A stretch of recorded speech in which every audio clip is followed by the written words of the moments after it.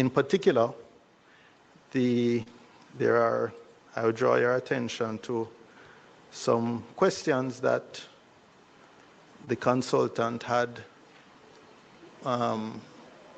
written up and we had sent to the various ministries just to guide the presentations that they would make. And that has been tabled, but the permanent secretaries of the various ministries are here and they're outside. And before coming, I see your mic, Mr. Warmington, I'm coming to you. And I'm proposing that the permanent secretary in the office of the Prime Minister has asked that they be allowed to present first because they have a pressing matter to attend to. But I'd propose that we invite all of them to come in so that they'll hear each other's presentations and there won't be much overlap or duplication in what they're saying. So just before I invite them in, let me invite Mr. Warmington. Chairman, you said we invited ministries, agents, department here. I don't know we who, because the committee did not invite anybody here. Okay?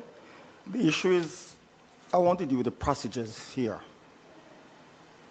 I saw a circular that suggested that the meeting is set for the 19th.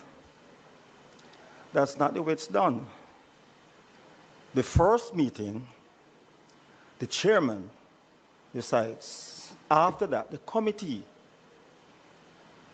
decides on the meeting. We did not. 2, then I saw a series of questions to be sent to agencies, ministry in the department. I asked where were these generated from, and I was told that the consultant prepared them, and the chairman had no objection. Firstly, consultant doesn't direct a committee. The committee directs the consultant, if there's such a consultant.